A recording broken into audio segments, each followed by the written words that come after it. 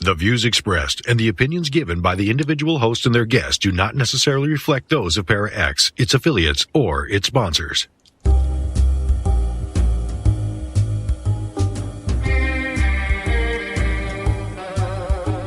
Step outside of your comfort zone.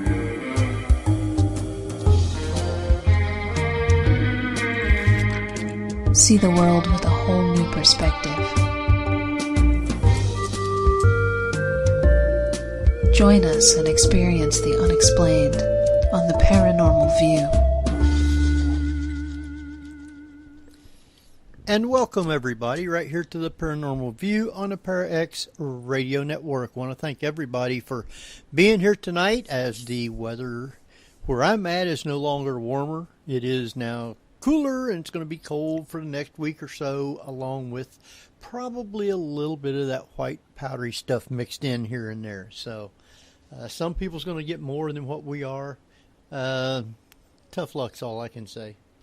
But anyway, glad you're here with us tonight. Chat room's filling up real nice, and we're glad everybody is taking the time to be with us. We got a great guest tonight and a great topic. So sit back, get your coffee or hot chocolate or whatever else you might have to drink, and join us.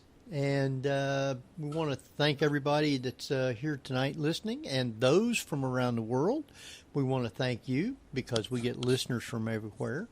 If you are listening from somewhere else and you'd like to come over with us, feel free to come over to para-x.com, click on the live chat button and be in with all these wonderful people.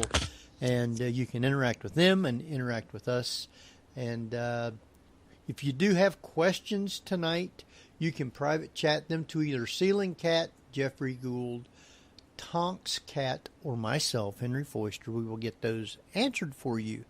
If you're listening from somewhere else and you have questions, you can still get us a question by sending it to theparanormalview@gmail.com. And just put attention question and we will get that answered for you. So with that, we're glad that everybody's here. As I said, we have a great guest and there's going to be a lot to talk about. So we're not going to take a lot of time. And I believe, Kat, you had something before Jeff introduces our guest. Yeah, so as everyone knows, today is March 11th, which is the 6th anniversary of the Great Tohoku earthquake that hit the northeast side of Japan 6 years ago. So before we started tonight's show, I wanted to stop for a moment for our Japanese family members. We have many Japanese listeners who tune into the show either live or they listen to the archives. And we just wanted to say that the Paranormal View here, the community here, we support you on the 6th anniversary of the Great Tohoku earthquake and tsunami. Our hearts are with you as you remember your loved ones and continue each day of your journey. Now, I'm going to say this again, but in Japanese. So, 今夜の番組の前に、私は日本のリスナーファミリーのために一時で許したいんです。これは Paranormal View たちは東北地方太平洋沖地震6周年を実施します。あなたの大切な人をごめんね、ちょっと難しいんですけど、思えているとき、私たちの心はあなたと一緒です。以上です。Okay, we can continue on. All right. Was that the earthquake that had the big issue with the nuclear reactor? Yes, that is the one that has kept the Fukushima Daiichi in lots and lots of problems. And they're still having continual issues. Families that have moved out of Tohoku are now, well, they're kids, and they also get a lot of bullying from moving to different parts of the country. It's a very long and complicated thing, but we don't need to get into it. But just know for our Japanese family members that we're with you today. And before you introduce our guest, We not only have Cat Cloco with us, but we also have Jeffrey Gould with us. Hello, hello, hello. Happy birthday, Alex Kingston and John Barrowman. And we have Barbara Duncan with us. Somewhere. Somewhere, if she unmutes. We do have Barbara, don't we? She fall off? I don't know. I'm looking. It's too early for the abductions. Yeah, really. Normally I'm the one that Skype decides to kick off without anyone knowing about it. No, says she's Trust on. us, she's around here somewhere. She's around. She's around somewhere. So, oh well. I'll get in contact with her here shortly. Well, why don't you go ahead and introduce our guest for us? Yes, well, tonight our field investigator for MUFON, the Mutual UFO Network, our guest tonight is Preston Bennett, who began investigating UFOs and the paranormal in 1986 when he discovered that his family, friends, and coworkers were having dramatic unexplained encounters. Since then, he's interviewed hundreds of witnesses and investigated a wide variety of paranormal phenomena. Preston is a ghost hunter, paranormal researcher, and with more than 100 articles published on UFOs and the paranormal, he's the author of 18 books. He's appeared on numerous radio and television programs, and he's taught classes on various paranormal subjects, and he lectures across the country. Currently, Preston lives relatively near me in Reseda, California, so being no stranger to online radio, welcome, Preston Bennett. Hey, thanks very much. Yeah. All right. Appreciate you having me on the show. We're glad to have you. It's always good to talk about, we always talk different people about different topics, but UFOs is always a favorite subject to talk about. The book has, 11 chapters in it. He's written 18 books, Henry. To which one are you referring? Really. The one we're talking about tonight.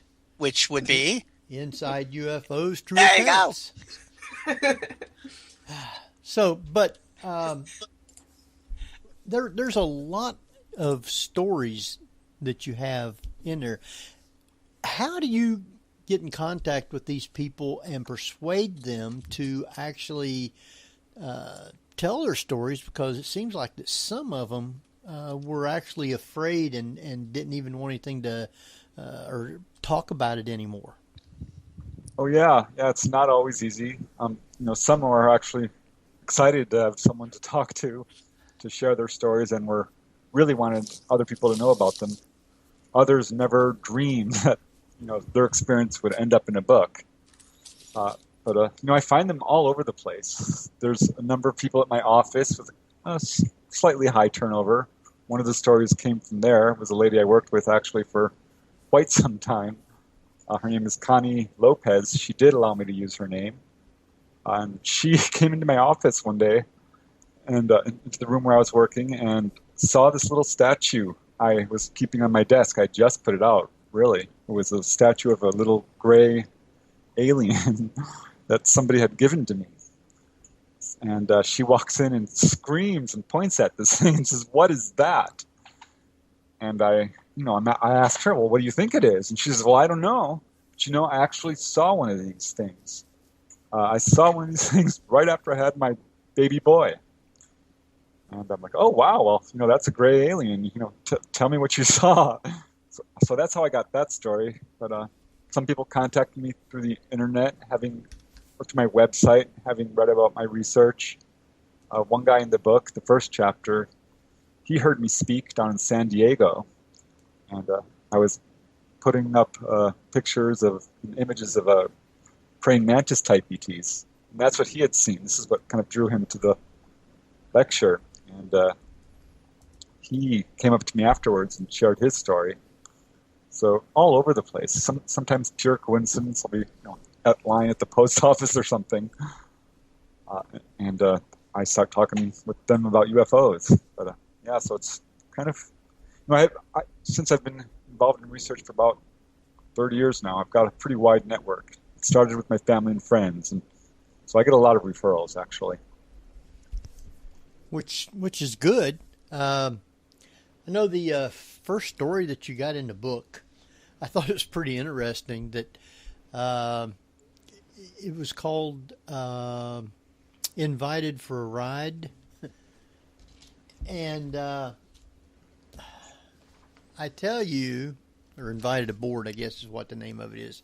It was pretty interesting how this guy had been friends with the guy that was on a Navy ship, and they'd been friends for a while. And they started talking, and one guy started telling him about he's been friends with aliens for a long time, and Right. he goes with them. So before I get started in it, why don't you just give us a rundown on the story, and then we can start asking questions about it. Yeah, it's one of my favorite cases for a number of reasons. It's got a lot of really unusual elements. It's got a great witness, a Navy medic, Navy corpsman. So, yeah, I put it in as the first chapter because it's just a very unusual story and not your typical abduction for sure. He was friends with this guy for a very long time. They were bunkmates, roommates. His friend was a personnel clerk, and comes out of the blue one day saying, "Yeah, I've been in contact with the aliens since I was a kid. They used to pick me up, from the farm where I grew up, take me to their ship.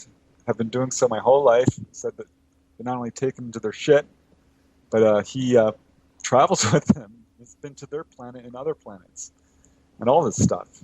Kevin Cameron, the guy, the Navy corpsman, is like, "What are you talking about?" Kevin had always believed in UFOs because he did a report on them when he was a kid at school. But this was a lot to swallow. It was a kind of an unbelievable story. And Kevin was kind of skeptical, but a couple of days later, his friend comes up and says, "My friends just took me to your house, my ET friends." And this guy proceeded to describe Kevin's house in detail. Now, mind you, this was impossible. They were out in the middle of the ocean on a Navy ship. And here's his friend describing what the carpet looked like, the car they had, everything, all these details. And here's where it got really strange. The details he was describing, while absolutely accurate, were from the past, about 10 years. That car that he was describing had already been sold. They no longer owned it. So this is completely freaking Kevin out. He doesn't know how to explain it. He's thinking it's his friend, a CIA agent. But even that wouldn't explain it. And his friend's like, no, my friends took me. I saw your house. And but how could you have done it unless you time traveled? And his friend just kind of smiles. And Kevin's like, all right, well, if this is true then, I want to meet your little green friends. And his friend's like, oh, okay, I'll see what I can do. So a couple of days later, his friend pops into the cabin and says, "They're here, they're hovering outside. If you go up on the deck, you can see them." And Kevin's like, "Oh, really? Okay." Still disbelieving, he goes up on deck. It's just a short walk. He's on his lunch hour. It's the middle of the day. And right up, alongside the ship, off to a slight distance, was this massive, massive craft. Said it was kind of a crystal-shaped or diamond-shaped. It was covered with colored lights. It was stunningly beautiful. Had just absolutely huge, about 3 times larger than the ship or more. And he just could not believe his eyes. He quickly ran over and started shaking someone else's shoulder, the mess cook there who was on the deck talking to someone else. It's like, Tony, look at this thing. Could not get this guy's attention. And the next thing he knows, Kevin is no longer on the Navy ship. He's looking down at it from inside the UFO. And it just got stranger and stranger from this point. He could see through the side of the UFO as if there was a window, but there wasn't. It would become transparent wherever he looked. And he watches the Navy ship recede into a tiny little dot. And he's presumably going out into outer space. He's completely terrified. He pinches his hand to the point where he actually bleeds. He's too afraid to look around. He's just staring outside. He looks down. He sees that he's standing on a metal grate, he said, kind of like a fire escape. And the next thing he knows, He is in his hometown in Kankakee, Illinois, hovering over where his mom worked, the church schoolyard. And he could see his mom actually through the UFO into the side of the building and into the room where his mom is teaching, and she's writing on the blackboard. And a second later, zoom, he's about 2 miles away, 3, and he's over the bank building where his dad works. And again, he can see through the side of the UFO, through the building, he can see through the electrical work and the construction and the air ducts and everything to the very center of the building where his dad is sitting at a desk. And this is when the ETs start speaking with him. And they tell him telepathically, your parents have done a good job. They're very good people and very honorable people. And Kevin's thinking to himself, why are you telling me this? What is going on? I want to go home. He's still really frightened at this point. Next thing he knows, there's another shift. He says he may have forgotten some of this because a lot of stuff was happening. Bam, bam, bam, all at once. And next thing he knows, he's at their home, and it's many years in the past. He sees his aunt, who is deceased. He sees himself as a little kid. And there's another shift. He's looking down now through the bottom of the UFO at this desert landscape. And he's really confused because he sees craters and gray sand. And he's thinking, this looks like the moon. And he's like trying to figure this out when suddenly they come up over the horizon and he sees it is the moon because there's the Earth. Off in the distance, it's the size of a softball. It's tiny. And at that point, he says he just nearly lost it. He nearly messed his pants.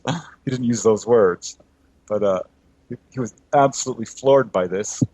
And finally got the courage to start speaking to the ETs and asked them, who are you? And where do you come from? And at that moment, the room began to expand into this very large chamber, and it turned into a star chart, a 3-dimensional star chart. You could see our solar system, you could see the Earth, Mars, our sun, and lots of stars. And way, way off in the distance on the other side of the room was this tiny little red light. It was blinking brightly on and off. And they said, that's where we come from. Little you are here signs sticking Right. So this started a whole conversation between he and apparently there was 3 of them because you could hear 3 different voices. They were all male. They spoke perfect English and proceeded to tell him all kinds of information, answering his questions literally as fast as he could think them. He asked what they ate, and they said, normal things, fruit, vegetables, fish. They told him that they speak all the languages on Earth, that they've been studying us for a very, very long time, but started paying much closer attention when we started exploding atomic bombs. They said, actually, this caused a lot of ET races to pay closer attention to us, and that a number of these races are currently observing Earth very closely. They told him that they are working with all of the major Earth governments on trading technology and are in diplomatic relations with them. They told him that when we started exploding atomic bombs, it started down a countdown clock. They didn't explain exactly what they meant by that, but just said that your destiny will be fulfilled. He asked them about God, and they refused to discuss it and told him that we will not discuss religion, politics, or race, which is, if you think about it, kind of interesting considering, how controversial those topics are, right now, causing us all kinds of problems with our society. So they wouldn't discuss that, but they took him to the side of the UFO and started to show, like a window opens up, and they showed him, as if he was there, all these disasters that they said were in the future and were going to happen. And proceeded to show him earthquakes and hurricanes, tornadoes, mudslides. They showed him even mining disasters, at least a couple of which he remembers seeing on the news after this experience. So this completely freaked him out. He was absolutely kind of at his wit's end at this point. Finally asks them, well, what do you look like? And they said, well, we're not little and we're not green. He said, well, what do you look like? He says, well, our appearance, you might find it frightening. A lot of people find our experiences frightening, our appearance. And finally he just turns around and sees them. And they're sitting on these 3 very large, what looked like white marble chairs or thrones. And these chairs kind of swivel around and face him. They've got huge backrests and big armrests. And sitting on each one of these is a giant praying mantis. This just sent him over the edge. He said these were not small. These guys were at least 15 feet tall. He's absolutely certain his estimate is correct because one actually at some point walked right up to him, and it was taller than a basketball hoop is how he described it. He said that they were all milky white in color, had long, thin limbs, a thin body. He didn't see their feet. Was too distracted. He saw their hands, which he said were kind of roundish and crab-like. He saw their face. It looked very much like a praying mantis with a proboscis and a tiny little kind of nose, bump for a nose. But what really most impressed him were their eyes and their head. He said their head was absolutely massive. Couldn't believe how large their head was. And their eyes alone were about the size of a basketball. So he was just floored by this. One of them stands up in 2 steps, comes across the room, which had shrunk back down to size now. So this is something I've heard in other cases. The rooms will actually change size. And that's what he reported. It's one of the kind of red flags that I knew that this guy was probably not making this up. And I could tell by the sincerity in his eyes and the emotional quaver in his voice each time he speaks about it, that this affected him very deeply. Because at this point, one of these figures runs up and, it's fussing with the dials. There was a console there. He said it was kind of long and against the wall and higher than it would be comfortable for a human. It was, their size and had only a few colored lights on it, amber, orange, red, yellow, and some dials, what looked like oven dials.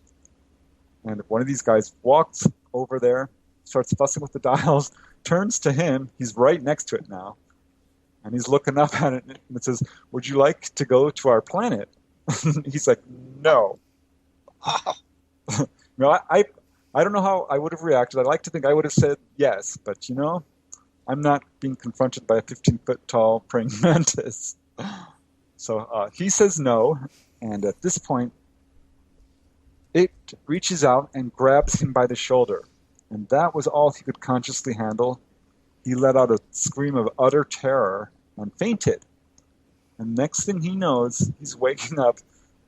He's back on his Navy ship, not on the deck, where he left from, but in his bunk, in his bed.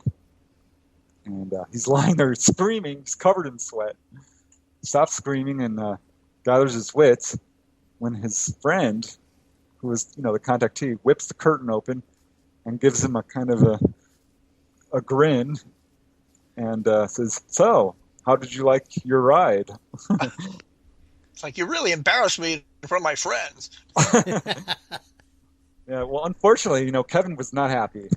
He ultimately, at that point, was very frightened by the whole experience and was very angry at his friend and bounded out of the room and actually never really talked to him again. They fell out of friendship and never saw each other again. Oh. Yeah, and here's another weird thing, and this is something I've heard many times, is immediately following this experience and in the days that followed, more and more of it left his mind. All he really remembered afterwards was being taken on board and a few scattered images here and there. He didn't remember what they looked like. He didn't remember what they told him or anything like this. It was all kind of in this shroud of amnesia. But afterwards, he was at home. This was, some couple of years later. He was no longer in the service at this time. He's now retired. And he's watching a nature show with his wife. Oh, He no. sees a praying mantis. And it kind of brings it back. It sure does. This is what I call a cue. I've seen this in many other cases. Not all people have to go under hypnosis to recall what happened, and he sure didn't. This wall of amnesia came crumbling down, and over the next few minutes, he's sitting there shaking as it all comes tumbling into his mind. And it's almost as if he always knew it was there. He just kind of refused to think about it. He had various ways to describe it, but for the first time, he kind of finally accepted it, and he remembered it all. So it's almost like the memory was partitioned off, and the sight of the mantis just ripped the wall open. Exactly. It's exactly what happened. This has happened to people who saw Whitley Strieber's book, the cover of it. A communion, yeah. That broke some people's amnesia. I've talked to people who had that happen. Another guy I talked to, he bit on his wisdom tooth when he was an adult, and boom, he remembers his mouth being operated on by ETs when he was a little kid. He had missing time. So little things like this can break down the amnesia. And that's what happened to Kevin. He's really gung-ho about talking about his experience. I've interviewed him many times. Did he give you his former friend's name and how to reach him? He did. He did not how to reach him. I was not able to get a hold of him, and have had very, bad experiences contacting people out of the blue who have, had not only abductions, but just sightings. I've been hung up on and been cussed out. Huh. So generally speaking, I don't call people, cold call them, if I know they've had an experience, unless I can get a referral from someone who they know. Right. But his experience was so unusual, I had to give it a try. Could not find him. I didn't do a private investigative. I didn't go to the point where, I hired a private investigator to find him. Because these days, you can track pretty much anyone down. I noticed that there's a lot of the aliens that looks like the praying mantis type. Oh yeah, it's the second most common type I get. The first common by far is grays or some variation of the grays, and I'll include hybrids in that. Any figure that looks with grayish skin or pale skin, very large eyes and bald head. And that sort of appearance is the most common. Praying mantis in second. I always thought reptilians would be up there right beyond grays. I didn't know about the mantises. I don't get a whole lot of reptilians. I've certainly talked to people who've had them, but I haven't had people come to me saying, not a whole lot. Some. Well, isn't the reptilian supposed to be like a bad species? For the most part, but that's not necessarily true. I've talked to at least 4 cases I can think of right offhand where people had positive experiences. One which was actually very intimate, amorous, if you know what I mean. Whoa! Yeah. So yeah, some are actually friendly. But takes that hug between Kirk and the Gorn to a whole new level. Yeah, it does. And the Gorn, actually, it's a very good likeness, I think, of some of these reptilians. That's what I always figured. Whenever I started reading about the reptilians, it's just a Gorn. Yeah, I kind of wonder. Star Trek actually had quite a number of things that were right about the whole UFO field. The technology, where you beam someone aboard instantly, or the instant healing technology, and the humanoid form that seems to be very common in the whole. You mean like the Nordic? What are called the Nordics? Doesn't matter. You don't get aliens that look like octopuses or what have you. They're mostly humanoid, and I'll say that even to the point of robotic creatures often will be described as having metal robots. Be described as having legs, arms, even eye holes or a mouth place. Very anthropomorphic, if you know what I mean. Yeah. Well, there's so many theories that alien species essentially planted or seeded the Earth with early hominids that eventually became like us. Right. Which I think that's probably. There's some validity to that. We look so much like them; they look so much like us. Even the Nordics. Let's face it. Look almost exactly like us. Yeah, Pretty just a little much. taller. Yeah, but, maybe a little bit, better looking. Yeah, a little more GQ and a little more runway. Very muscular, generally speaking. Well, Barbara, you got questions on this one? Not at the moment. Not at the moment. Yes, I always thought that the Nordics were up there as far as the Greys go in reports, but Yeah, because in the Travis Walton experience, they were a combination of Greys and Nordics.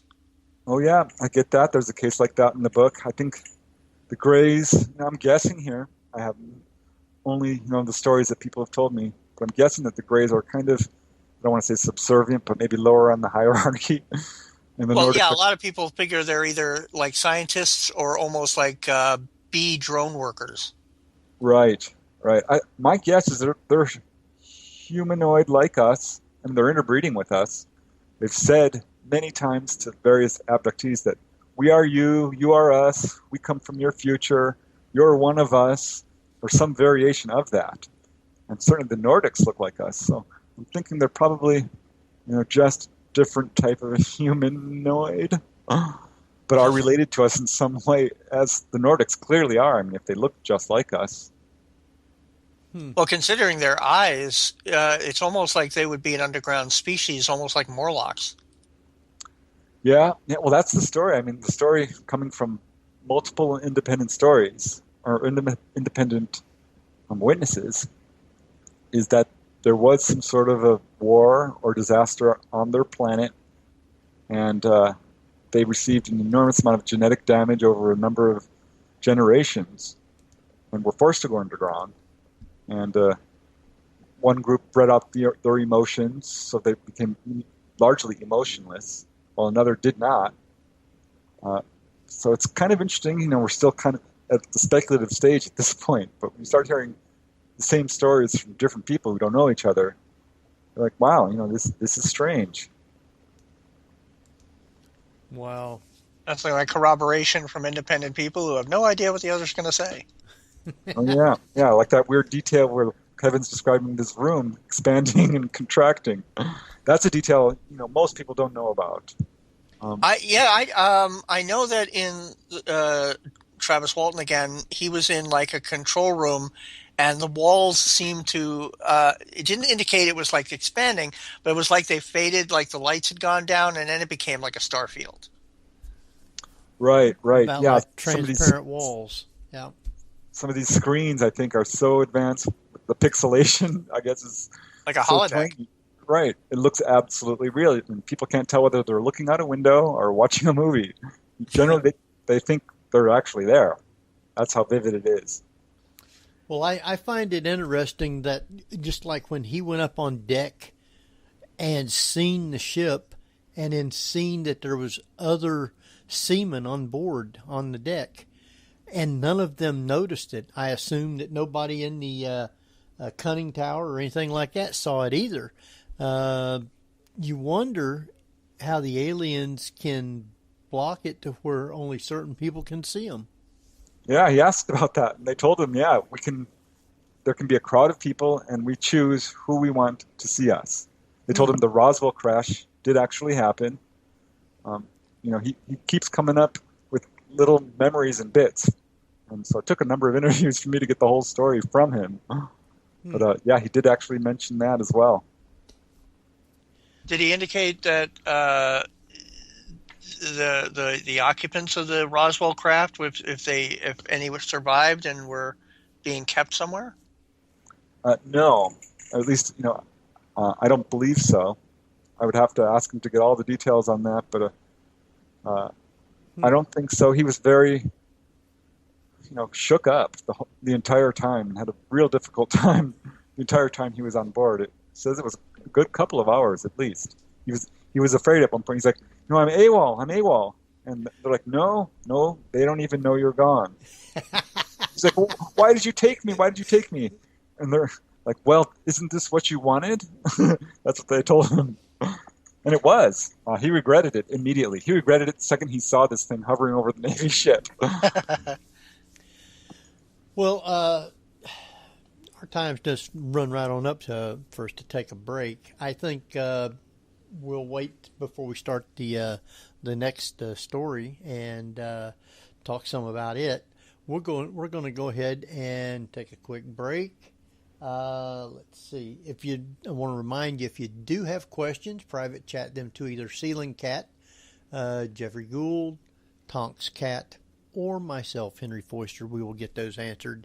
And if you're listening from somewhere else and you got questions, please send them over to theparanormalview@gmail.com, and we will get those and get them answered for you. And by the way, there's other ways to contact us, and we forgot to mention that, didn't we, Kat? Yeah, we did. So you can also tweet your questions over to us at Paraview Radio on Twitter. Of course, we have the email, and also on Facebook, which is facebook.com/The Paranormal View, all one phrase. All right. So with that, let's see.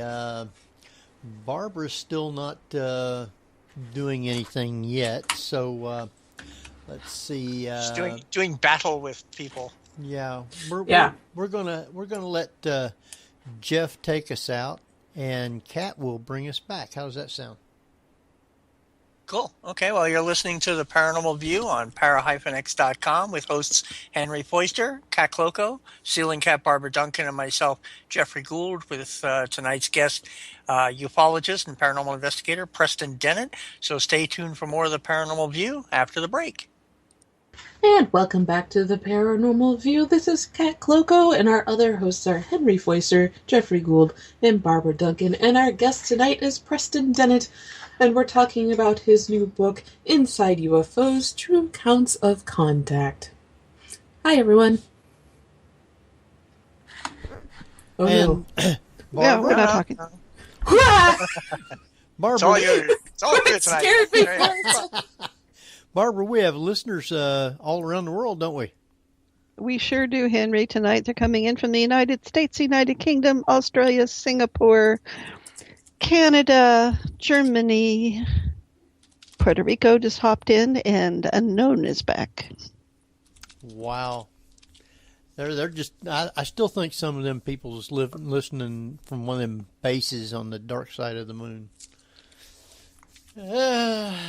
Could be some of those terrestrials, though. Aliens. You know there's a distinction between far side of the moon and dark side of the moon, right? No, not really. Okay, far side of the moon is always the far side of the moon. The dark side of the moon isn't the far side of the moon because the moon always faces us in one direction as it orbits. Right. Actually, it does gently rotate, but Gently. it takes But hundreds of years. Yeah. yeah, It's like the dark side of the Earth. exactly. Wow, we got a dark side? Well, yeah, it's kind The of side that isn't facing the sun, yeah. Oh, we got a dark side here. Welcome back, everybody, to Paranormal View. We got some others that we want to talk about, and I understand we're getting some questions coming in from the chat room also, which what Kat was saying that one of the questions is about. Also deals some with the second story that you have in there, Taylor's Extraterrestrial Friends. I believe it was either on him or it was on the next story, and I can't remember which one it was. But anyway, what was the question that we have from the chat room? Well, our chat room kind of ate it, being that I can't scroll up to read it anymore. Oh. But it came from Nyla, and she reports, I'm going to try my best here, Nyla, okay, that she saw a type of image up on the wall of her bedroom in broad daylight on the weekend, and it looked like it was a TV image, but it was of two lights and a gray bending its head to the side to look at you, and she was wondering about hypnosis, and it seems to be effective to recalling alien contact. Yeah, absolutely. It's a great tool. I don't generally recommend it unless someone's got a very clear reason to do it. If they've had, a clear-cut case of missing time, if they're really gung-ho about knowing about what happened to them, if they've got perhaps some anxiety disorders as a result of a UFO encounter, this sort of thing. Yeah, I know it. I don't think she's had missing time that I know of, but she's told me forever about the image that she's seen. It was up in the corner, and it was like there was a hole there, and they was just kind of peeking around, looking out through the hole at her in the bedroom. So, right, they do that. They can travel interdimensionally. They can kind of appear quasi-physical, transparent, and just kind of peek into our reality, if you will, and take a look at what's going on. This can also represent sometimes a memory, a sort of an abreaction, a reliving of an event that you don't remember aboard a UFO. That happens all the time. I mean, that happens to survivors of war, post-traumatic stress survivors. Will sort of have images come right at them, which look like they're really happening at that time, but are actually just a memory.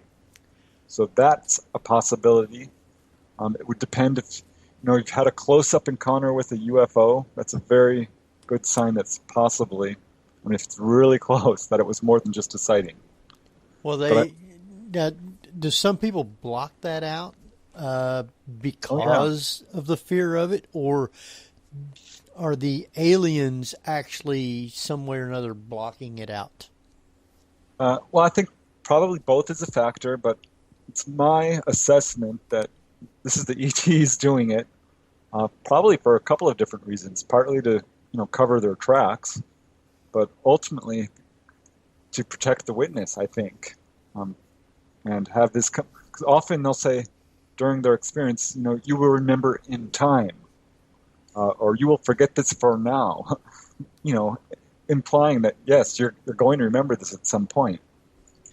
So yeah, I find that very interesting, and I know hypnosis works.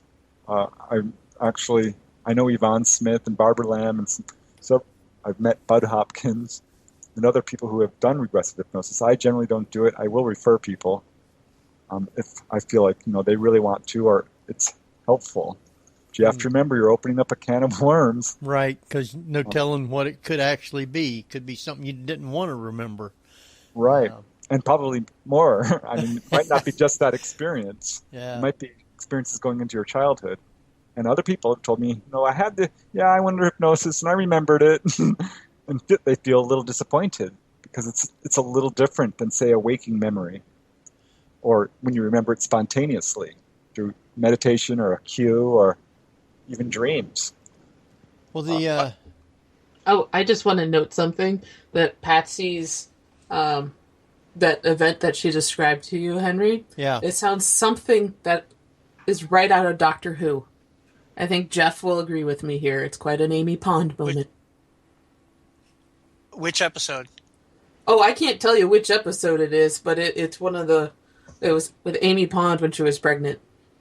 Oh, yes, she was... Oh, yeah, she was replaced by the Flesh. Yeah, but Great. That entire saga. Well, I was thinking also, on the one hand, because you indicated that they can clearly travel back in time, why there's missing time at all. If they take somebody and can spend a weekend, checking them out, experimenting, taking them back to their home planet for a picnic or whatever, and then bring them back with no time passed, how is it that so many abductees have missing time? Right? There's something weird going on for sure. They're all about controlling time and space. I mean, here we are. They have the ability to control the size of the UFO they're on. They can shrink it down to a little golf ball. They can shrink people down. Well, that's transcendental dimensionalism, and Kat and I both know about that. That's TARDIS Gallifreyan technology. So I mean, they can control time to a degree, and they don't always use it. I mean, there's lots of weird contradictions in this. I've got another case involving not time travel, but I guess you would call it stopping time in the book. Yeah, and I think that's the second chapter. Yeah, Taylor's extraterrestrial friends, and that's what we're gonna talk about next. If you want to go ahead, and because that's one of your longer chapters in the book, but there's a lot to it. I mean, it started out when he was like 11 years old and goes right on up to when he's 70 or older. So won't you tell us a little bit about that one, and then we'll start asking a bunch of questions. Yeah, really nice guy. He's actually a chiropractor. He did not want me to use his name. But when he was 11 years old, this was sometime back in St. Louis, Missouri, his mom sent him out to mail a letter at the local store, which was, 2-3 blocks away. The store was about to close. They knew exactly what time it was, 9 o'clock. He got there before the store closed, mailed the letter, and was walking back. And suddenly he notices, what you call the Oz factor is what we call it now. It was strangely silent all around him. There were no cars on this really busy street, which should have been impossible. He looks up and sees hovering right over the building. He's walking down the sidewalk, right over maybe a 3-story building, was a huge, huge metal craft of some kind. He hadn't really thought about UFOs at all, so wasn't really sure what he was looking at, though the word mothership kind of came into his mind very strongly. And it sends down this beam of light, or this flash of light. And next thing he knows, it's not 9 o'clock anymore, it's closer to 10. He's still in the same spot. He runs home. He feels very different. He feels as if a veil has been lifted from his mind. He feels super aware, much smarter, lighter on his feet. He feels amazing, absolutely transformed and enlightened in a way that he just really had a lot of trouble describing. I had to laugh when he was describing this because I've heard this before too. People become, one guy told me as a UFO was hovering over him, he was more aware than he had ever been in his entire life. And that was probably one of the clearer descriptions I've heard of what Taylor was trying to describe here. He felt absolutely mentally enhanced. Runs home and is really excited. His mom's furious. He's 11 years old and it's like 10 o'clock. So she's really upset. He did not tell her what happened. Did not know how to explain it. Could not account for the missing time. So just kept quiet. And here's where it got interesting. A couple of days, after this experience, he spontaneously started to recall over the next week or so. He remembered quite a bit. He remembered he was walking down the sidewalk. This thing hovers over, sends up a beam of light. Next thing he knows, he's inside this thing. It's very clean. It's, bright colors. It looks really nice. And there are 2 men standing next to him. And the expression on their faces was one of absolute love and acceptance and enlightenment and knowledge. He almost gives kind of an angelic feel to them, he said, as if they were perfect, enlightened human beings. They were absolutely beautiful. 2 men, could have been brothers or even twins, not exactly alike, but very close. And both were muscular, had tanned complexions, very good looking, and were wearing tight black jumpsuits with like a white stripe, something like that. And he proceeded to have this long conversation with him, a very deep philosophic conversation during which they shared all kinds of knowledge with him. And unfortunately, he doesn't remember what they said, but he remembers talking with them, certainly, and just felt like he had made this incredible connection with these guys. Like you say, he doesn't remember yet. Right. Well, it's interesting because following that, he had been doing very poorly in school, and his mom switched him into a different school. They moved out into the country, and they thought, he started to do much better in school. Rose right to the top of the class, and actually stayed there. Became very good at school. Took him very little effort, and they thought, it's because we moved. But no, that's not why. He knew why. It was because of these UFO guys. And following that, they started to see quite a bit of UFOs over their farm there. This is outside of St. Louis.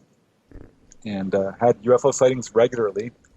he would often go out into the pond behind the house to the secluded area and would have encounters there, which he only partially remembers. They would often start with a screen memory. He'd see this, what he thought was a deer, and he'd be staring at it and realize, no, that's not a deer.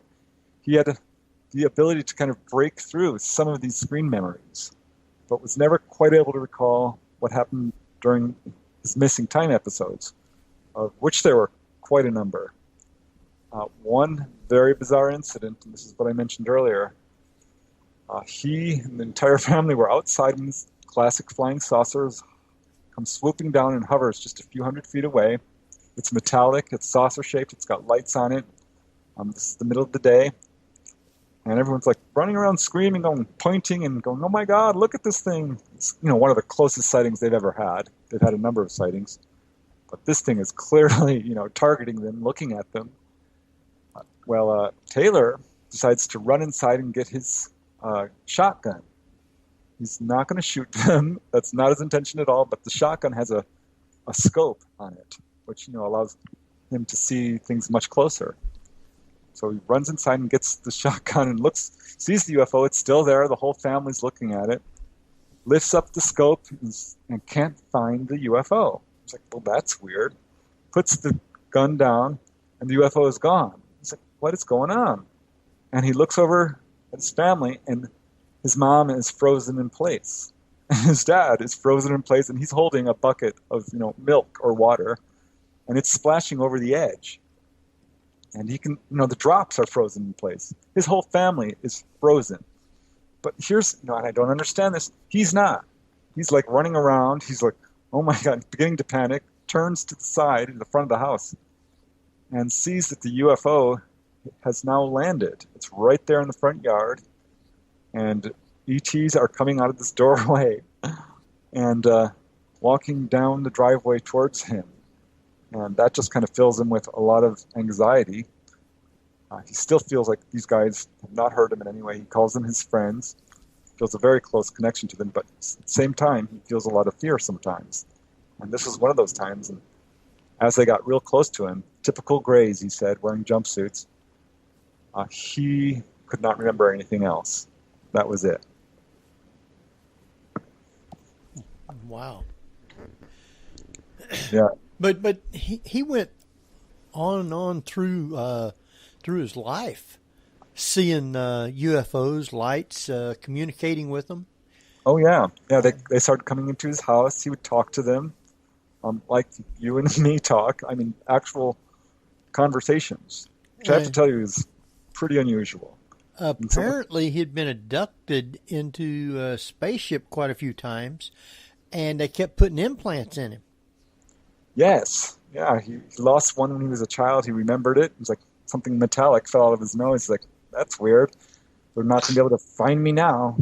Doesn't know why he said that, but yeah, they kept putting implants in him. And one time there's this kind of mark on his cheek, a little boil. And it was really bothering him. His wife saw it. I talked to her about it, talked to him. And she's kind of joking, maybe it's an implant. Or no, he did. He's joking. No, maybe it's an implant. Next night, the ETs take him, and boy, they're upset. they're basically lecturing him. Says, "How could you? I can't believe this. This is ridiculous. We've lost so many implants with you. Why'd you have to go and mess around with this one?" And he's like, "Oh, that's an implant." And they're like, "Of course it is." He says, "Well, don't worry about it. I won't take it out.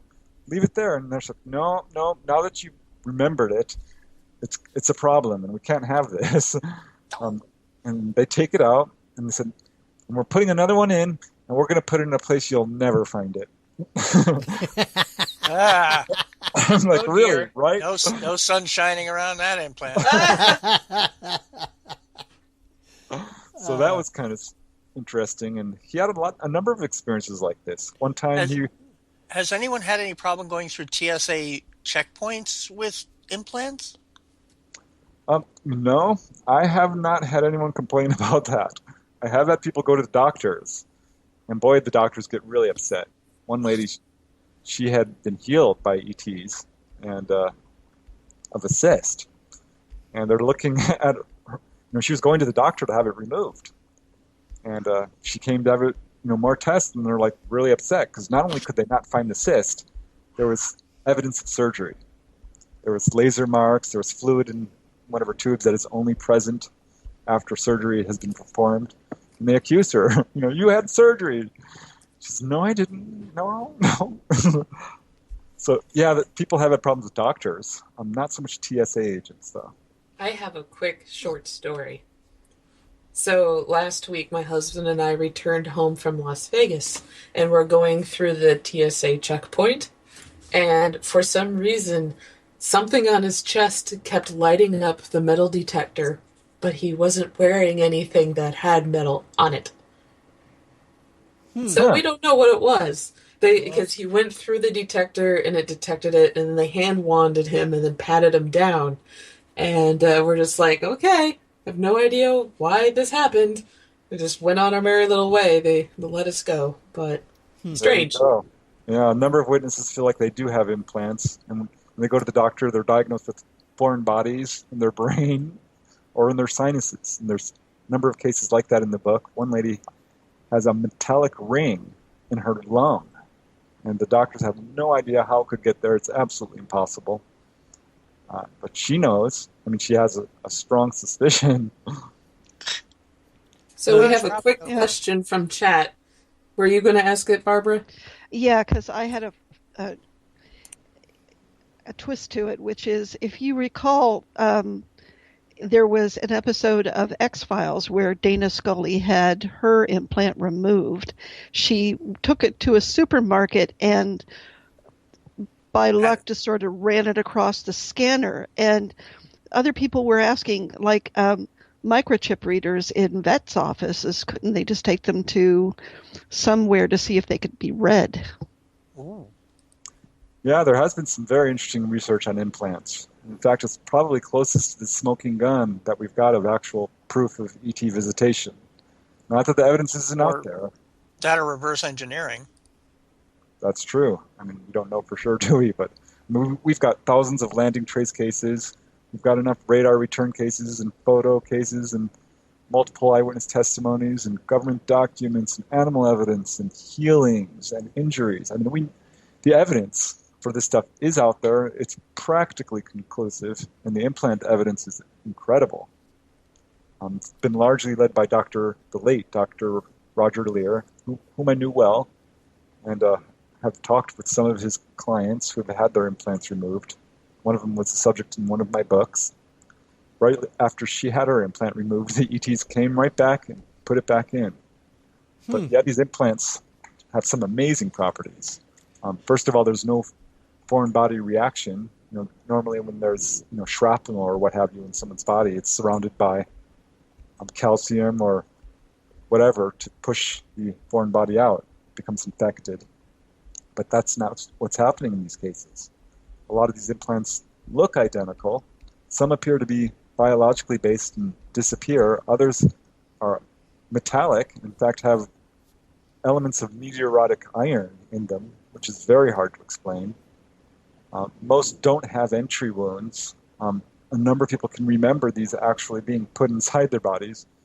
A lot of them look exactly identical, like a cantaloupe seed. And there's a few of them that are magnetic and a few that have actually been tested and shown to be giving off electromagnetic signals of some kind. So, we haven't heard the last about implants. It's the cutting edge of UFO research. That, disclosure, crashed UFOs, and I think onboard experiences is where we're hitting the most pay dirt right now. I guess those implants must be monitored by the aliens really closely for them to come right back down saying, hey, you had it removed, here's a new one. And just sticking a new one when one has been removed either by accident or a doctor has removed it, sort of like, oh, at least you kept a receipt, and they give them a new one. So they must be having almost NSA level watching, like, oh, where are they today? Right. Oh, no, the NSA has nothing on them. These guys monitor everything.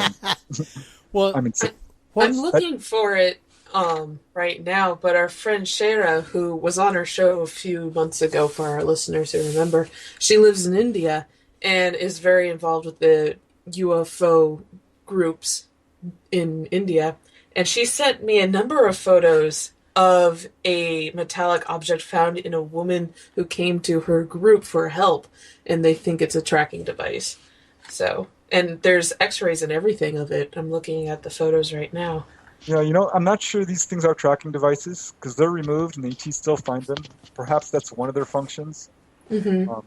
And another speculation has been mind control. But I have to tell you, I've got 4 or 5 cases, and I've read several cases in widely varying places where the ETs have told people that the reason for the implants is to monitor their health level. It's usually some variation of that, to boost their immune system, to monitor the levels of pollution, this sort of thing. And has aliens told the people that they put the implants in the reason that they're putting them in them? Just said that.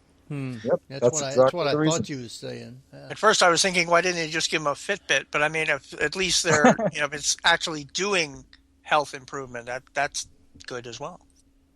Yeah, well, this is what I've heard, and I've heard this from widely varying sources. I mean, there's cases in England, there's cases all over the place in which people have talked about this. So I don't think, fear sells, and the most lurid aspects of the whole UFO abduction phenomena have really kind of risen to the surface of the media. But people I talk to don't feel, for the most part, that this is an evil phenomena. They don't feel like the aliens are here to hurt us or to scare us or to take over the world or anything like that. Not that they're here to save us either. Right. But there is a sort of a very whole benevolent aspect to this, I think, that's being largely overlooked. Well, now, the story here with Taylor, the first group of aliens that he was with were the Nordics. Right. The others that he seemed to have been watched by or been with were Greys. Yeah, kind of interesting. And he never saw the Nordics again, not that he remembers, at least, and doesn't know quite what to make of it. But the Greys kept coming back. I mean, he started wondering one night, how do they, carry people in their ships if their ships are turning at right angles like this? How do they do this? And they actually took him on board and showed him, demonstrated, put him in this chair, which he says was clear plastic or like acrylic, obviously made for a human. The top came out of the ceiling and enclosed him in this kind of container, which filled up with liquid, and he was forced to actually breathe this liquid. And they told him, don't be afraid, you can breathe it, just breathe, this is how we transport people. And I have to wonder about this, because when someone's on board a UFO, they're not floating. There's gravity, and it's apparently Earth normal, because they're walking around. Usually. Sometimes they are floating, and they're being carried from room to room. But not always. So why they would need to put someone in a chair like that, I'm not sure if that's... Well, it sounds almost like the liquid that was used in the movie The Abyss in order to deal with, in this case, gravitational forces as opposed to water pressure. Right. It's a real thing, by the way. Perfluorocarbons, they're called. Scientists are working with these. They can... I'm guessing they can do this with humans, but they've certainly done it with animals, smaller animals, rats, and things like this, keeping them in this super oxygenated liquid, which they breathe and can stay alive for a long time. So we have this stuff, yeah. Yeah, I actually remember years and years ago there was a commercial about the guy who discovered it, and it was done sort of like a narrative commercial where it indicated he had created a liquid in which that nothing happened, and then he's just got the bright idea that nothing would happen, and he put a television set in it didn't go off, and he oxygenated it, and his hamster kept breathing underneath it, and he realized it wasn't that it didn't do anything, it's just that it had properties unlike anything anyone had come across. Right, yeah, so I think that I'm not sure that this is what the ETs are doing, but it seems to be related to that, because people describe that a number of people have had this experience, and Taylor's experience pretty much sounds very close to what Betty Andreasen described. But a lot of people said, no, this liquid is not normal. It kind of brushes off, doesn't get you wet in the same way. It's very unusual. So yeah, he's had some great conversations with these ETs and learned quite a bit about how they do what they do. Wow.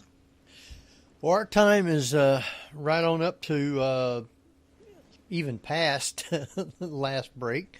We're going to take a quick little last break, and because there's so much good stuff in the book, we're not going to be able to go through the whole book. So when we come back, Kat and Jeff and Barbara, you can choose which chapter you guys would like to talk about, and that you might have a lot of questions on. So we can try and get as much in as we can. We will take a break. I'm going to let Kat's going to, Jeff's going to take us out, and Kat will bring us back again. So, anything you guys got before we run off the break? Nope, we're good. This is one of those shows where it should be 4 hours instead of 2. Yeah. Yeah, it is. All right. Well, it's a great show. And remember, if you do have questions, private chat them to either Ceiling Cat, Jeffrey Gould, Tonks Cat, or myself, Henry Foister, and we will get those questions answered for you. And if you're listening from somewhere else and you got questions, send them over to the Paranormal View at gmail.com. Attention question, and we will get those answered for you. So with that, Jeff, won't you take us out?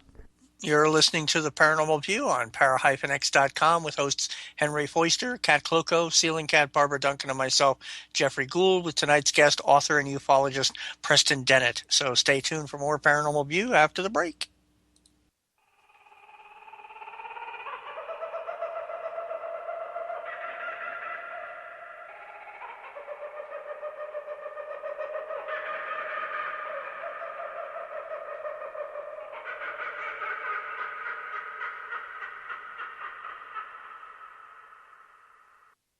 And we're back to the Paranormal View with our guest, Preston Bennett. And I know we have lots and lots of listener questions. So, Barbara, you said you had one from Patsy? I do, and it refers back to in one of your chapters. You had somebody who had ringing in their ears, and she's wondering if that person had ever been checked for an implant. And my follow-up question is, could those implants actually be causing that ringing just because of the bioelectrical interference? I think it's a possibility. I've talked to a couple of people at least who feel that that's exactly the case. And they're like, oh, my implant is ringing, which means, this is what this lady told me. And I have to believe her, because she actually showed me a UFO. Took me out and showed me one. She says that's when the ETs are communicating with her. She's in very close contact, or was. She's now in Australia. Haven't spoken with her a while, but yeah, her implant will go off, and she's like, the ETs are communicating. And some of these implants have been detected by doctors, like we were talking about earlier. They're not often diagnosed as being alien implants, usually as foreign bodies. And I still don't. I think there's probably a number of different functions for them, and I'm not sure that everyone who has tinnitus, necessarily has an implant. True. But I think it's one of the symptoms. I also wonder. Go ahead, Jeff. No, I was just saying it's a shame you just can't get it to go to voicemail. Well, I often wonder if they have this ringing, it's if they start talking about the abductions, then the ringing gets worse. I have heard that. Yeah, I actually have heard that a couple of times. So, I think it depends on the witness. People may not, they may have implants and never know. And some people actually, one of the guys in the book, I'm pretty sure he probably has implants. He went to the doctor. They're like, there's this foreign body in your sinuses, and some evidence of surgery here. He doesn't have tinnitus, but he would hear voices in his head of them, the actual ETs talking to him, particularly prior to an experience or abduction. They would say things like, "The time is soon," or "We are coming," in a chorus of voices, by the way, not just one voice, but an actual chorus of different voices. Another strange detail that I've heard before, but not a lot. Almost like the Borg Collective or something. Yeah. Yeah. I think these guys are telepathic, so their sense of individuality is different than ours, and certainly they seem fascinated by that. And when someone jumps up and breaks free from their, the hive mind, and sort of like, I thought it was going to be me. I was supposed to tell him. No, I was supposed to. They all do it at once. One guy, he was taken on board, and they're like, what do we do next? And he says it was very strange because it's like they had to go through this board meeting, just like you said, as if each of them would lift up a sign and they'd say either yes or no for every single decision and movement that they had to do. Well, Kat, did you say you had another question from the chat room? Yes, we do. And this one comes from Cy, and he asks, what color beams of light are usually used to freeze or stun people in place?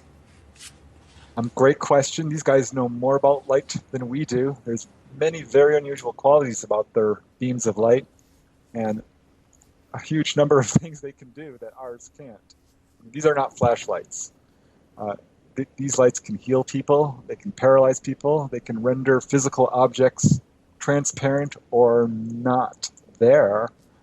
They can levitate people, they can burn, they can cause eye damage, they can a whole litany of things that these beams can do. And they come in a lot of different colors, so it's hard to make sense of this. I've seen a number of cases where UFOs are coming zooming down and they turn bright red, and as they zoom away, they're blue. There's possible something with the the redshift blue shift phenomena. Yeah, I was going to say like the Doppler effect. Right, but as far as these beams that paralyze people, they're usually white. For the most part, most of the UFO beams are described as white. They're described as being very coherent, like thick, like water almost. They can come down halfway to the ground and not hit the ground. These objects can be extremely bright and cast no shadow. One guy in the book, he's describing the UFOs he saw, and he says it was so strange because these lights were huge, they were massive, they were extremely bright, they were pulsating orange-white, but if you looked slightly to the left or right, they disappeared. They could only be seen when looking directly at them and not visible in your peripheral vision at all. So, yeah, these lights, my gosh, we're learning some of it. We're doing all kinds of things with lasers these days, including levitating and healing people. That's almost similar to some computer monitors that if you're not sitting directly in front of the monitor, you can't see what's on the screen. From an angle, you can't see what's on the screen. So we don't know what light is yet. I think that we're going to have some major revolutions to what light actually is. And there's some contactees, Charles Hall, this guy from who wrote Millennial Hospitality, has a completely different photon theory that was given to him by the ETs, and actually explains a bunch of errors or misunderstandings in Maxwell's equations. And there's a whole theme of this with equations and contactees. Like Stan Romanek, he started writing all these equations. A lady I talked to, she was like writing all this mathematical stuff that she didn't even understand. So they're trying to teach people this. And that's another theme I think that comes across very strongly in onboard experiences. Well, I remember reading years ago, there was a guy in South America or something, got hit by one of these beams of light, and he had previously lost all his teeth, and adult teeth grew back. Yes, I know the case. Ventura Maceres is his name. He was examined by over 50 people, including government officials, doctors, police officers, UFO investigators. Really remarkable case. Involved all kinds of evidence, multiple witnesses. The tops of these eucalyptus trees where we saw this UFO were burned. Eucalyptus trees, by the way, are 100 feet high. Yeah, that's really going to tick off the koalas. Oh, wait. all the fish in the stream that died under mysterious circumstances. His pet cat was missing for like 3 days, or his dog. A lot of unusual. And yeah, after he was hit by this beam of light, had some alarming symptoms, much like radiation sickness, but recovered and started growing a whole new set of teeth at age like 70 or something, by the way. Yeah, he was old. Wow. Yeah. So yeah, these beams of light, they're incredible. One kid, he was struck by a beam of light. He had a severe head cold, sees this UFO hovering over his neighbor's house. This is in Kentucky. And it sends down this beam of light, plays across the field, is about to strike him. He turns to run. It paralyzes him in mid-stride. He's leaning at a 45-degree angle and is kind of hovering there as all these mathematical equations fill his head, strange landscapes, bunch of stuff he didn't even understand. And he says it felt like it was hit by a bucket of ice water. It retracts. He falls to the ground, bumps his face, runs inside, tells his mom, who sees the UFO moving away. Most interestingly, his head cold is gone. She calls the doctor immediately. He comes over, and the kid, Chuck Doyle, has wounds on his face where he fell, but his head cold is gone. Huh. Now, why would aliens come from, their planet to cure a kid of his head cold? I don't know. Well, they were also using him as a flash drive, apparently.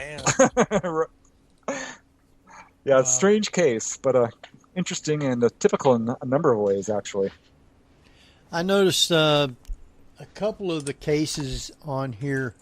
The people found out that they, I guess, had been abducted and ended up having kids. One was a woman who went on there and found out she'd had a girl. They had the girl there on the spaceship, and another one, I guess it was a guy. They brought a kid in, and he immediately knew that it was his kid. Right. So why would they be experimenting or wanting us to have kids with the aliens? Right. It's one of their agendas.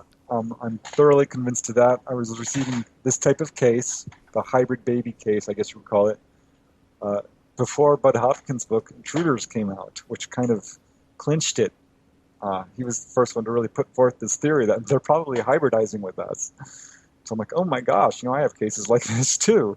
And I included 2 in the book. I don't get a whole lot of these cases, but I do get them pretty regularly. I think the ETs have multiple agendas, and this is one of them. And again, it comes back to them being related to us in some way, and them trying to improve their genetics. They're very interested in humans. They know more about the human body, I think, than we do, are able to cure all kinds of chronic diseases. And it's the first thing they always do, pretty generally speaking, and particularly with the Greys, is to examine people. So, yeah, it's definitely a very strong theme. I think the reason that they're doing it is to replenish the race. And this is exactly what these witnesses were told.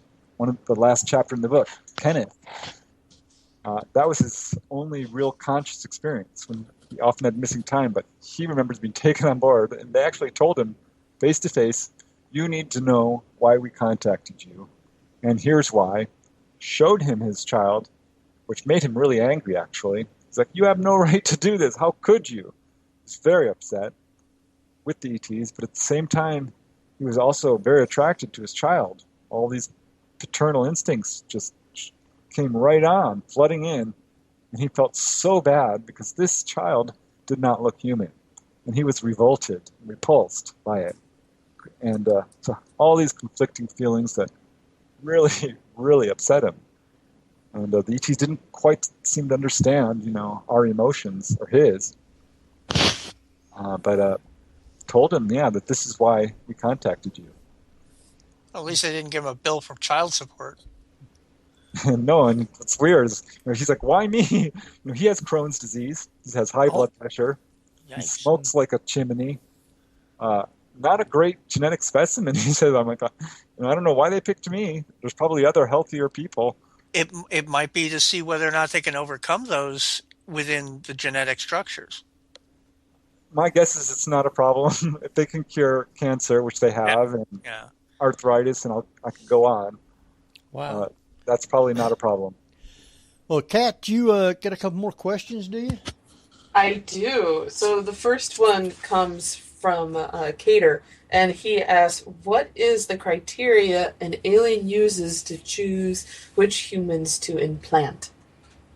Cater, God, I wish I knew the answer to that. Certainly looked and studied and analyzed and surveyed and tried to see some patterns, and there's not a whole lot of them.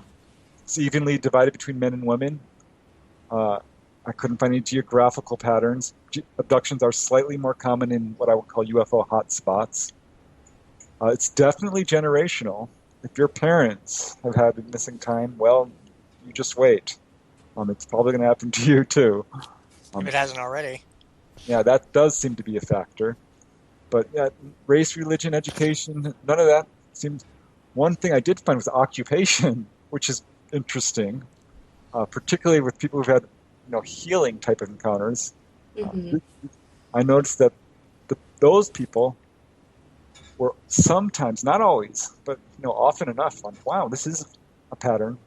They're the type of people who have an occupation that helps humanity in some way. And by that I mean a social worker, such as John Hunter Gray, or an inventor like Nikola Tesla, who said he was in contact with ETs. But I know of a number of other cases involving inventors, doctors, entertainers, animal rights activists, this type of person, writers, dancers, entertainers, police officers. So that's a very loose pattern. It's not super strong. Well, apart from I never having heard the Nikola Tesla being contacted aspect, maybe they should be aware if they're listening to our show that not only am I an actor and a writer, but I raise baby raccoons and possums and skunks. So you're wanting to take a ride on a spaceship? Is that what it is? I would be on that praying mantis. He'd be lucky if he didn't get a hug from me, 'cause apart from them being the cutest little bugs. And they'd be saying, "You want to see our home planet?" I'm like, "Yeah." Make sure my phone is charged. Right? Yeah, I'm right in line with you. Wow. Be careful what you ask for.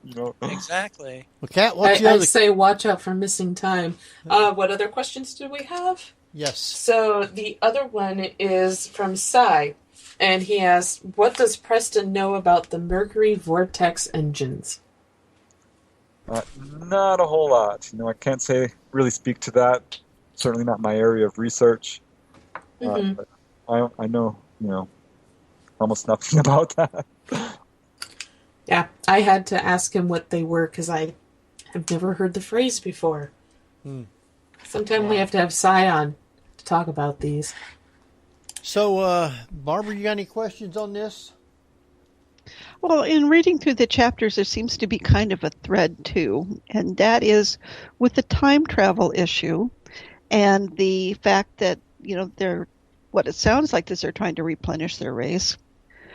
But if they can travel back through time, obviously there must be fixed points that they can't change because they could have fixed problems with their civilization by going back in time. Right. Well, that might be why they are back in time. My guess is time is not what we think it is, or the universe for that matter. Yeah, if you haven't seen Arrival yet, people, go see Arrival. Yeah, I'm guessing that going back in time doesn't necessarily change time. It just adds to it. Maybe another timeline, maybe an alternate reality. Yep. I don't know. Well, if you notice in a lot of the stories that you have, when people would have missing time, and they would travel, then they would come back and look at their watch, and their watch would say one thing, but the regular clocks would be 2 hours different. So, I mean, it might stop the time on them or around them, but it doesn't stop the regular time from continuing on. Right. Well, if they're taken into another dimension, or if there's an interdimensional aspect to this, time flows differently. And this is verified by physics. I don't think time is what we think it is. From my understanding, it's a trick of perception for people who are bound to the physical plane. But if I got really into out-of-body experiences and had a number of personal encounters with this, and going to the other side and into the heavenly realms and this type of thing. And time is different there. Time flows faster. I just don't think it's what we think it is. And certainly the ETs have this control over it to the point where it's, almost paranormal. But I'm guessing it's technological or part of, their own abilities, their mental abilities, particularly because they're, so bound together in this communication with each other. Well, from the chat room, Nyla wonders if you have any thoughts on deja vu, if that might be looking into a different time stream or timeline along those lines, or is that just a Matrix thing?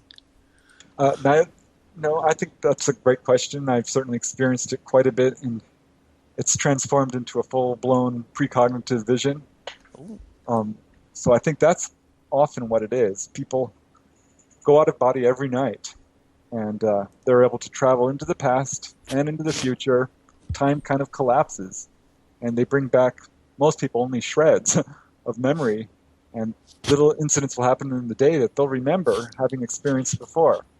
This can also relate to past lives, which I think is also undoubtedly true. The evidence for that is mind-blowing. There's no doubt that there's something going on there. I think deja vu in most cases, at least in my own personal experience, was kind of half-remembered precognitive dreams. We have these amazing abilities as humans that I think we've only begun to tap into. Precognition, levitation, teleportation, healing, all kinds of stuff like this, which the ETs, I think, are trying to wake up in us. And that's definitely one of the strong themes when a person is taken on board and they're given messages. It falls into three categories. One is usually warnings about disasters. Another is messages and information about alternative energy. People are shown the engine room and shown how it works and how to build a free energy motor. And the third is this, psychic development or past lives or out-of-body experiences or some spiritual message of some kind. Those three areas are the main things that the ETs are talking about to people, and really I think speaks towards their agenda on our planet and why they're interested in us. I wonder if anybody's had the foresight, considering Bird Girl in the chat room indicates, can anyone see the other past, present, or future time? It makes me wonder if anybody has the foresight enough when they're communicating with an alien the way Kevin was, to ask them, are they linear or non-linear, and is it sort of like the holographic universe theory? These are great questions. I'm running through my mind trying to think of a case, where people have asked about time or that sort of thing, and can't really come up with one. I'm sure that people have asked about it, but I don't know. If ETs experience time differently from us or not, or understand that we're having missing time, or how much they understand about us. There's some indication that they are baffled by our behavior in some ways. People will be taken on board and they're screaming in terror. The ETs don't understand why. Or you become very emotional. And they seem to be very interested. They always choose as well. Yeah, they should stop choosing the screamers and get people like us. They test people's emotions as well. They'll put you in scenarios to test love or romance or various emotional states, nurturing instincts. People are often taken on board and told to hold the hybrid babies and nurture them, and that they need love, because apparently these greys are learning, learning a little bit about love from us. Well, now, I noticed that you were saying how the aliens have been in contact with a lot of the governments from around the world. I noticed that also in one of the stories that you had called Encounter on a Navy Ship. Um, and I believe that was chapter 8. If you wanted to talk about that or go over it real quick, like one of the things is the government, anytime there's anything dealing with a UFO or an encounter, they always cover it up in a hurry. And you wonder why. I mean, they've got so much evidence. Why do they keep trying to squash it? Oh, they're neck deep in it, especially the Navy.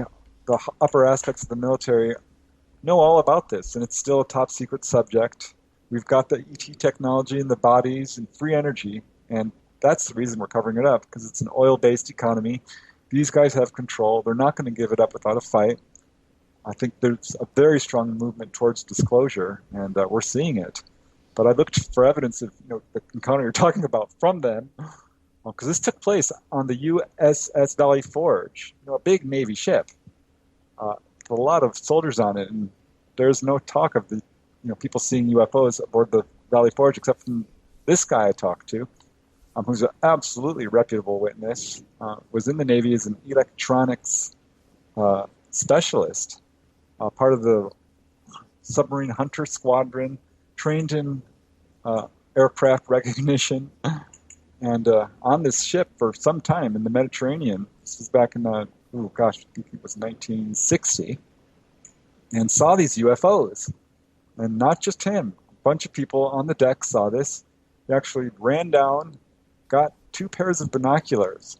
And as he's pulling them out, his friends are like, I bet you think you've got rocks, because a bunch of them had bought binoculars or things at port and got ripped off. And they'd open their packages and it'd be rocks. Well, he pulls out these brand new binoculars and says, no, you got to come on deck with me.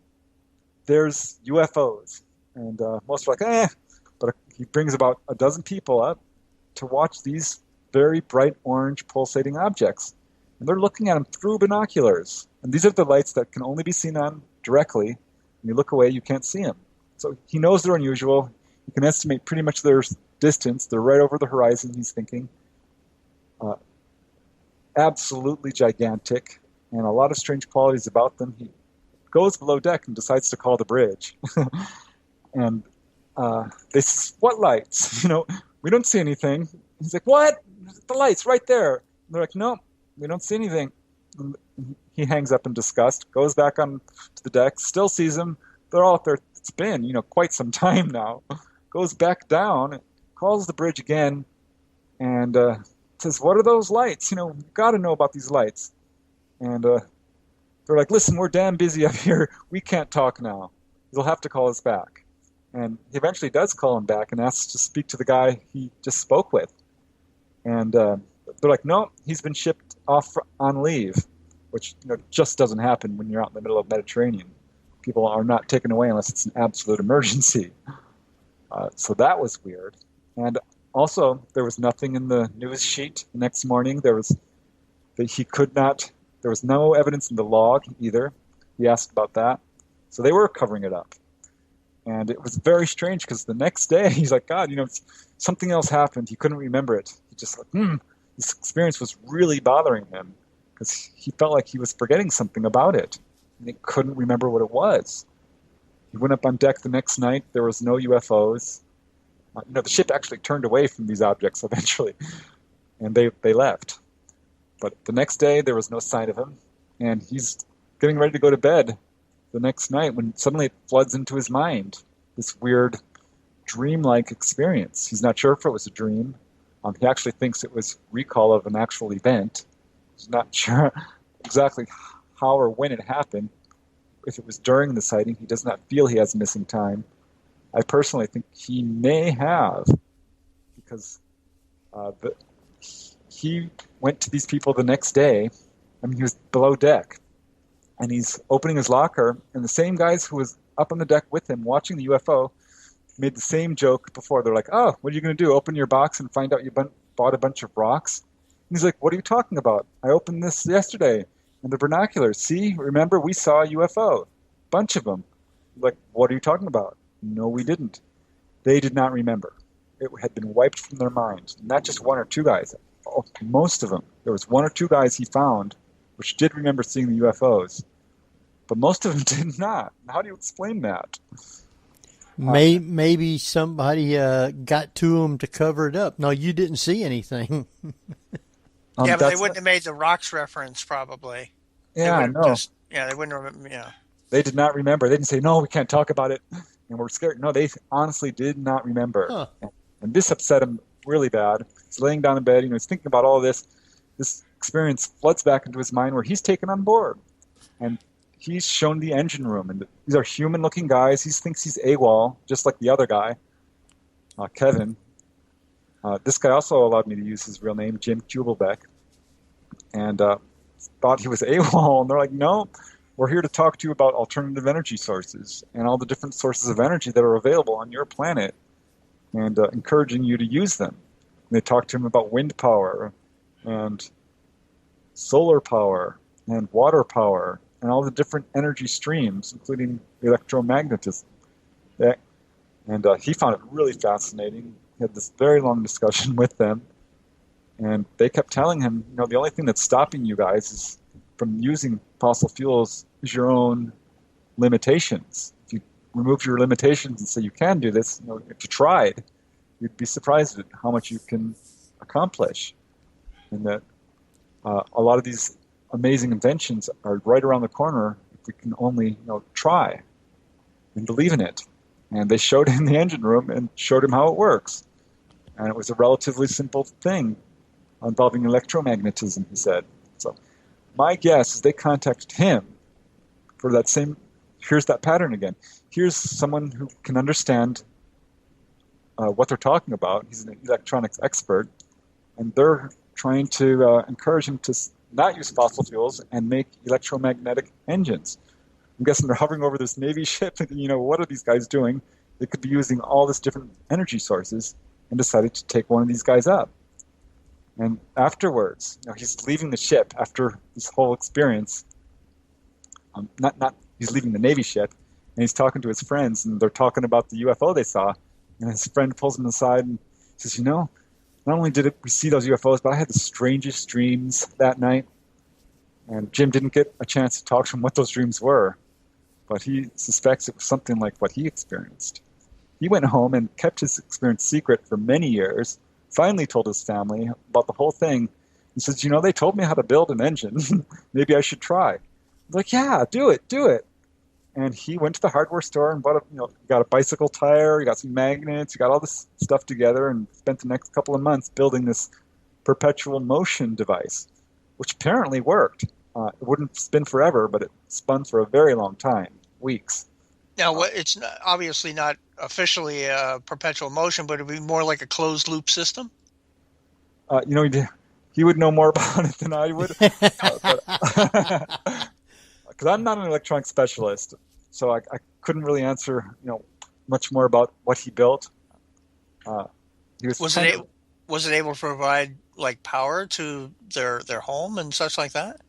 No, and he kind of joked about it. And he says, probably people would laugh at me if I ever showed them it. And he was kind of a little bit embarrassed and coy about it, and shy. I think he didn't want to be too, forthcoming about it. Tell him to go on Shark Tank. But what I did find interesting about it is he, like many of the witnesses, came away from his experience interested in these alternative areas. I mean, there was one guy who did channeling. That's the guy I was telling you about, Kenneth, who had the ET baby. He ended up giving psychic readings to people. Another guy, he saw UFO, and after his experiences, he's become very interested in alternative healing. Another, Kevin, he keeps telling everyone about the warnings of ecological disasters that are forthcoming, some of which he's seen. And this guy, Jim Kubelbeck, became a dowser, a water dowser, and was actually really accurate and extremely effective and very popular, and made a living at it for some years. So he's quite elderly now. I'm trying to get in contact with him and having trouble. So not sure what's going on. But he was elderly when I talked to him a few years ago at least. Well, you had before our time's running on out, but before we have to stop, chapter 10, you had it's called "We Haven't Come to Harm You," and I guess this one guy had missing time, and his name was Kenneth, and he come to where he was being able to be a psychic, like you were saying, and help people and stuff. But you had something in there that they said, and it puzzled me. It said, "Don't drink the water." Is that physically don't drink the water, or don't believe what they're telling you? No, physically. And this is something I've heard from other people, that our environment is in deep trouble. And this is something he saw. A number of these people have very vivid dreams of future catastrophes where the sky looks orange, and the water is polluted, and the highways are abandoned, and the cities are destroyed. And this sort of thing. I'm guessing that this is scare tactics in some cases.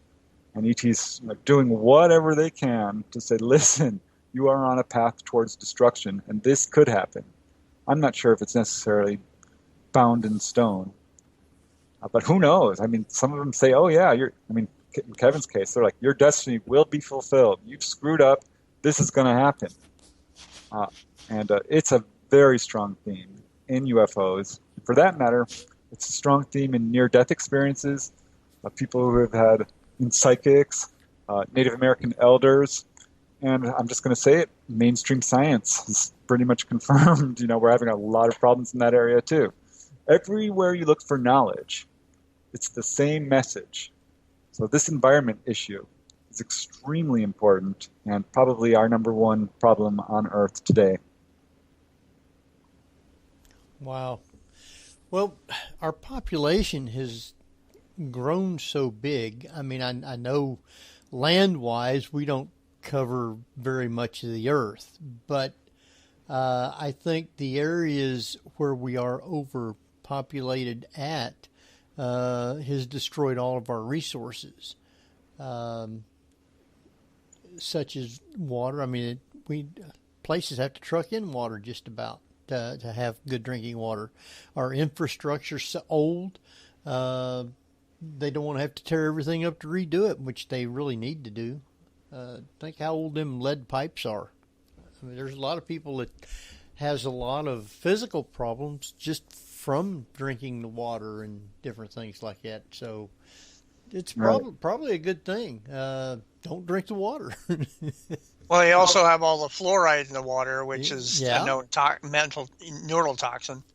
All right. Well, the message the abductees, the people who have onboard experiences are saying is that the world is going to be a different place. There's going to be a new age.